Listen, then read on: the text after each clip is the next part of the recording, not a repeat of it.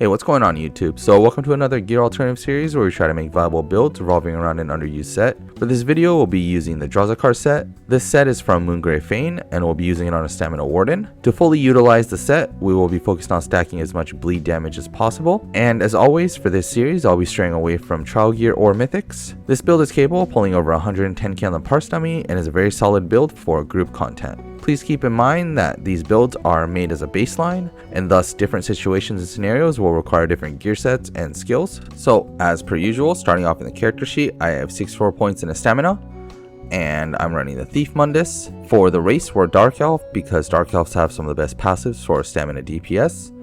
For the food, you have the three typical options. RTM takeaway broth is probably going to be your best option. A cheaper and almost as good alternative would be Dubious Cameron Throne. And lastly, if you're parsing or just want more sustain and don't mind less health, lava foot soup and salt rice is always the go-to. As far as potions are concerned, we don't have access to major brutality or major savagery, so we're just going to opt to use Essence of Weapon Power. Keep in mind that these are kind of expensive, so make sure you have 3 points from the medicinal use from the alchemy skill line to fully benefit from the full duration of the potion. So for CP, for the blue tree, we're going to be running Master at Arms, Deadly Aim, Thaumaturge, and Wrathful Strikes. You can swap out Wrathful Strikes for crit damage CP, especially in content if you need more crit damage. For the red tree, Balanced Vitality, Fortified, Rejuvenation, and Bloody Renewal. For the gear sets, we're going to be running 5 pieces of Pillar and Urn, paired with 5 pieces of Drozakar, Stormfist, and 1 piece Maelstrom Greatsword. So breaking down in the main hand, we have a Nirnhone Pillar and Urn Dagger with a flame damage enchant, and the offhand charge with a poison damage enchant. For the back bar, we're running the Maelstrom Perfected Greatsword, infused with a weapon damage enchant. For the head and shoulders, we have 2 pieces of medium Stormfist, both traded in Divines with max dam. And for the body, we have 5 pieces of Drozakar, all traded in Divines with max dam. And lastly, for the jewelry, 3 pieces of Pillar and Urn jewelry, all traded in Bloodthirsty with weapon and spell damage enchants. For the skills, we're going to be running Subterranean Assault. Make sure you recast this every 6th skill. Don't recast this early because it does have 2 damage ticks, the first one after 3 and the other one after 6. Rapid Strikes, this is our spammable. Cutting Dive is here because it's a bleed damage dot. Also, it can proc off balance if you're more than 7 meters away. Barb Trap, another bleed damage dot. The good thing about this one is it gives minor force as well. Rending Slashes, this is another bleed damage dot. And our ultimate, Wild Guardian or Bear Ult. On the back bar, Stampede, this is a pretty strong AoE dot. On top of that, it'll proc your Maelstrom on the back bar. Carve, a really strong dot. After 3 stacks, it lasts for 32 seconds. Winter's Revenge, this is here to proc Chilled and also is a pretty good AoE dot. Growing Swarm, this also is another bleed damage dot. This also procs minor vulnerability. And Arctic Blast, this is a heal and also does pretty good damage. On top of that, it has a high chance of applying the Chilled status effect.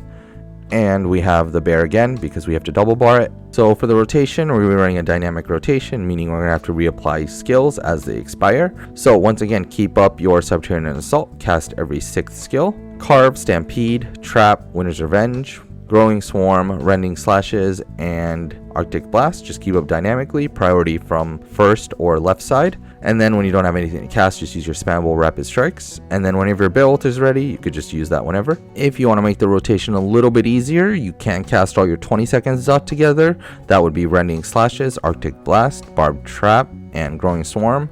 And then worry about dynamically keeping up the other 3 dots, which are the Winter's Revenge, Stampede, and Carve. So for closing thoughts, I really wanted to use Drozakar and make it work.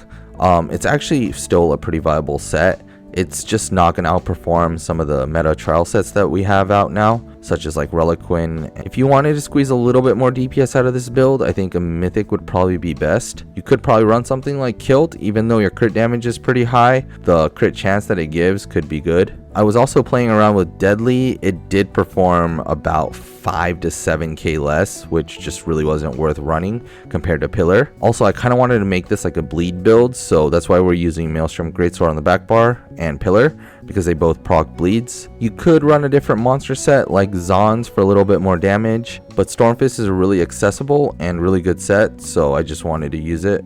If you need another flex spot, you could replace Arctic Blast, but if it's a heal you need, Arctic Blast is a really good heal and does really good damage, so it covers both bases. And I think that wraps it up. As always, thanks for watching the video. If you have any questions or comments, feel free to leave them in the comment section down below, or better yet, come join our Discord. Link is in the description. I will have a written guide linked in the description for those who prefer that instead. And as always, thank you to my YouTube members. If you want to help me support my content creation, please consider becoming a member. And as always, thanks again, and see you in the next one.